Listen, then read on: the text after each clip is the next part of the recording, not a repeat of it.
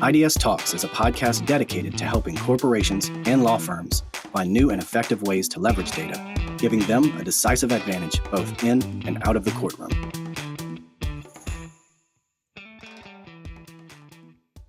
All right. Welcome, everyone, to the iDS Talks podcast, where we seek truth through data.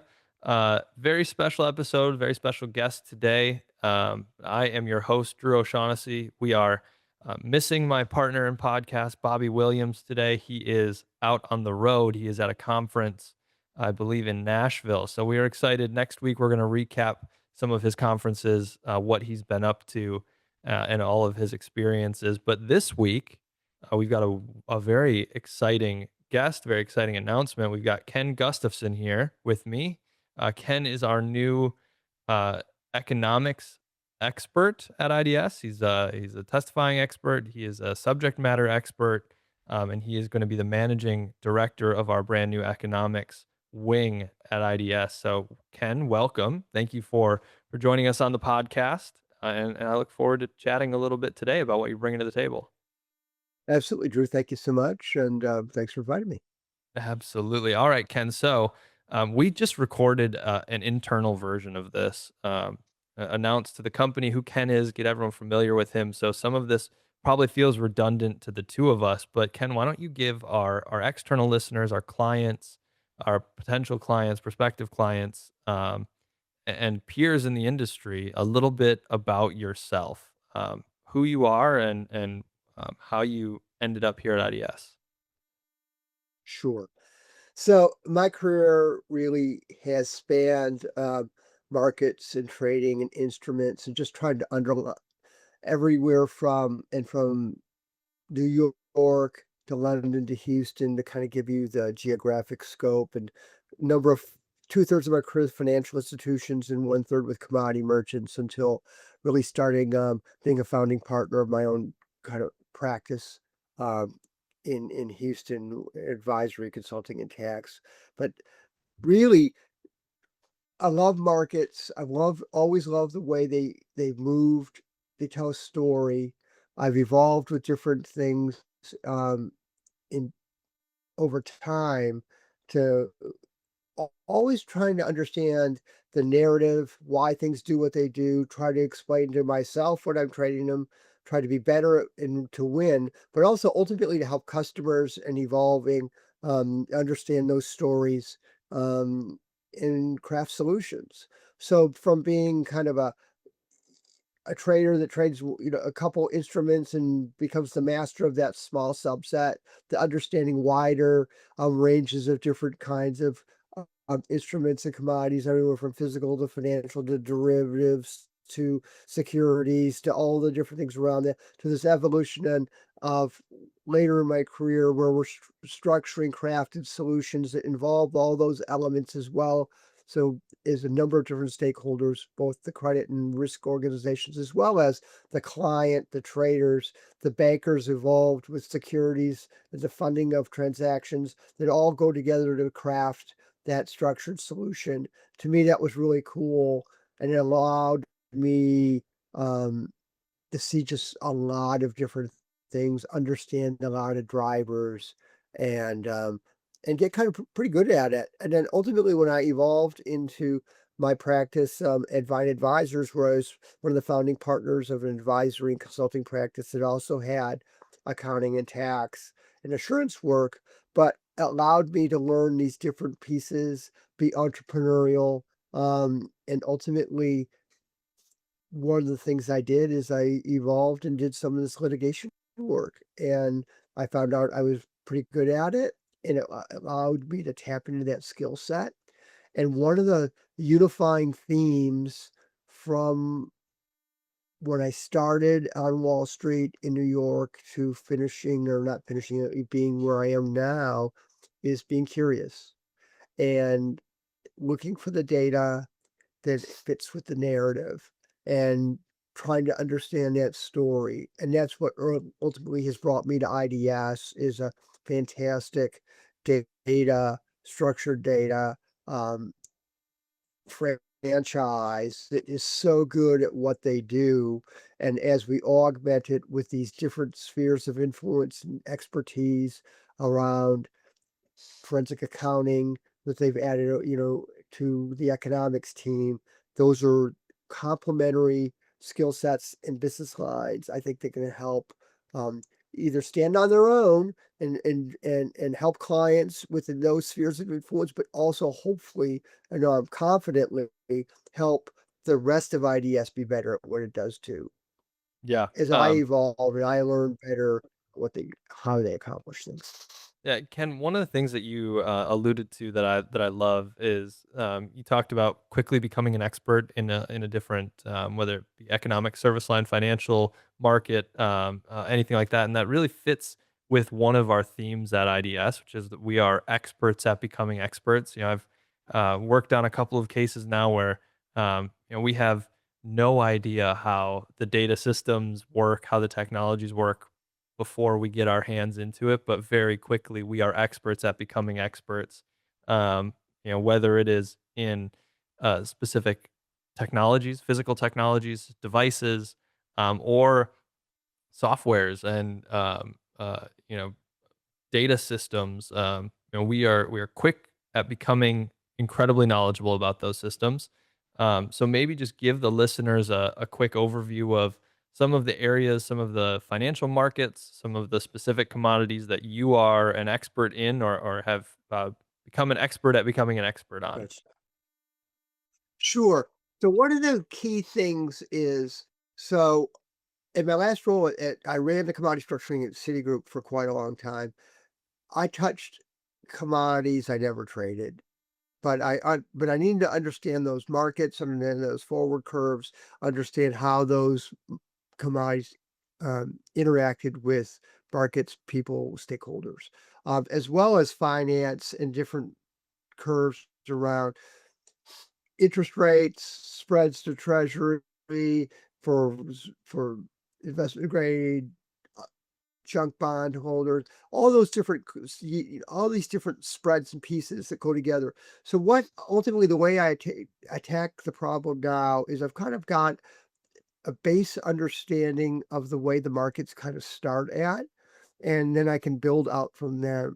So I'll give you so I'm able to take that skill set and go to a market that I've never even really heard of, but or been involved with, drill down into it, take the discipline, take the methodology, learn it, and then also be curious and ask questions, and then find the other people that are involved in that business, and help them shape my thesis. Am I right? Am I wrong? Is this the way it works? Is this not the way it works?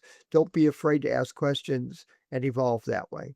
Yeah, I love that. And everything is driven by curiosity, right? Curiosity and storytelling, and that's a lot of what we do at IDS. That's a lot of what we do with data, and it's very exciting to be bringing that same mindset to the economics practice.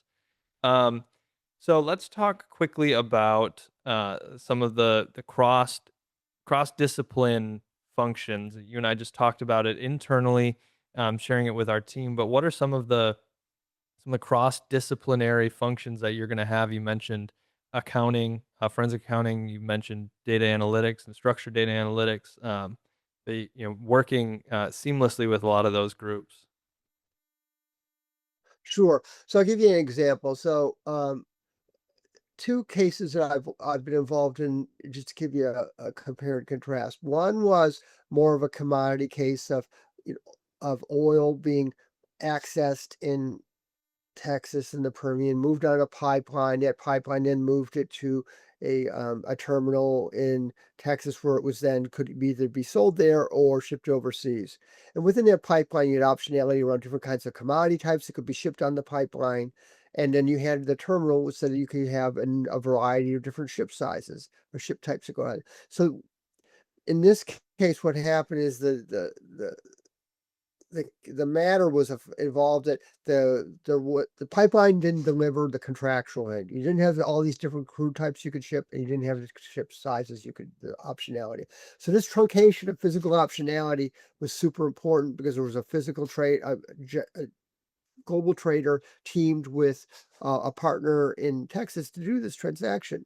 So to me, it was really fascinating around understanding the physical optionality that had been truncated, telling that story, and valuing that. That's one.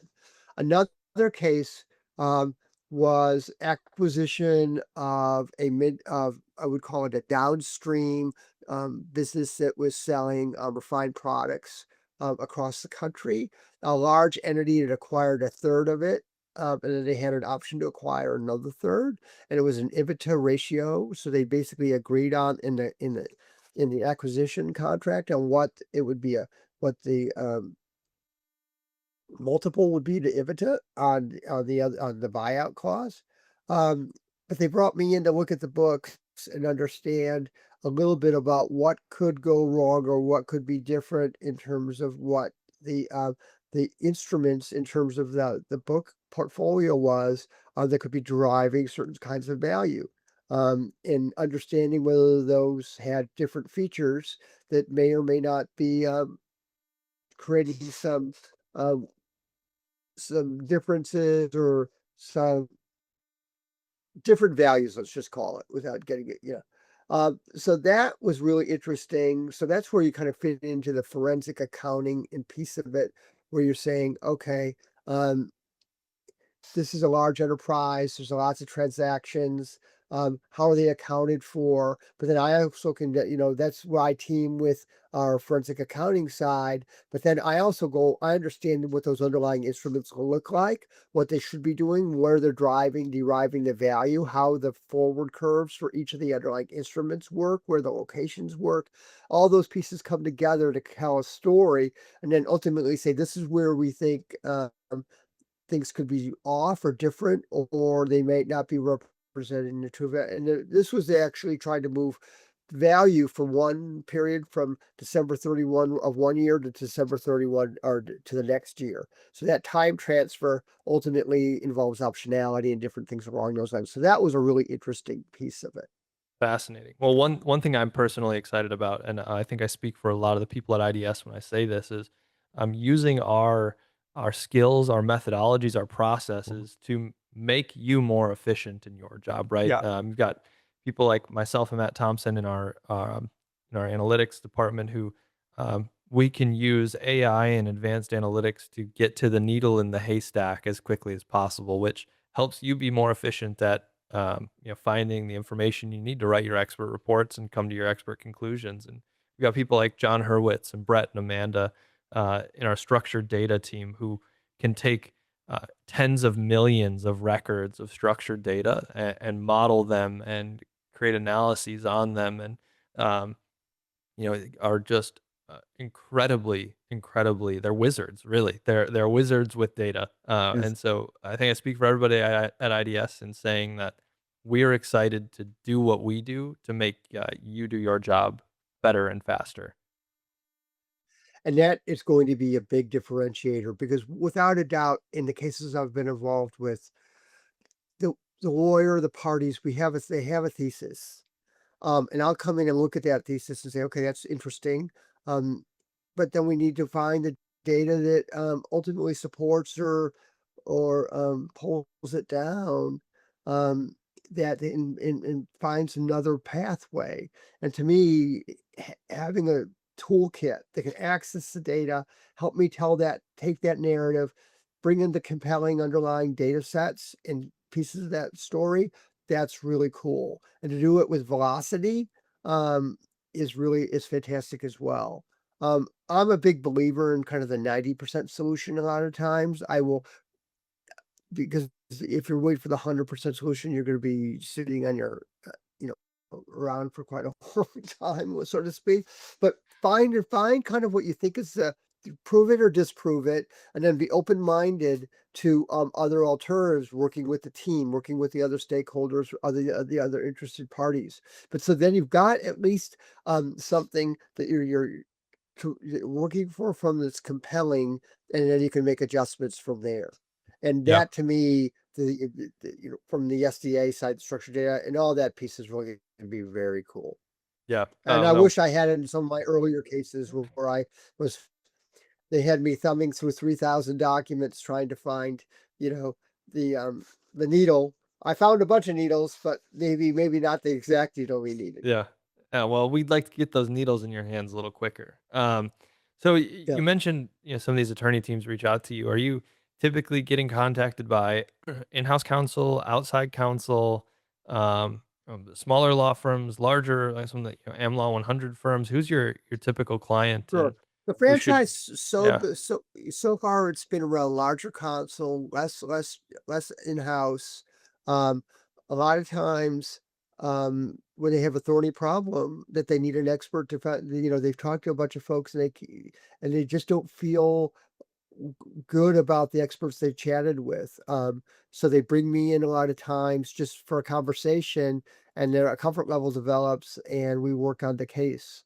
I've also been on prospective cases with a number of smaller law firms that are experts in their areas that want an SME to help them along the case. I've kind of written pre-reports and memos as well for them when they're trying to figure out, okay, does this make sense? Is this litigation we're going to pursue?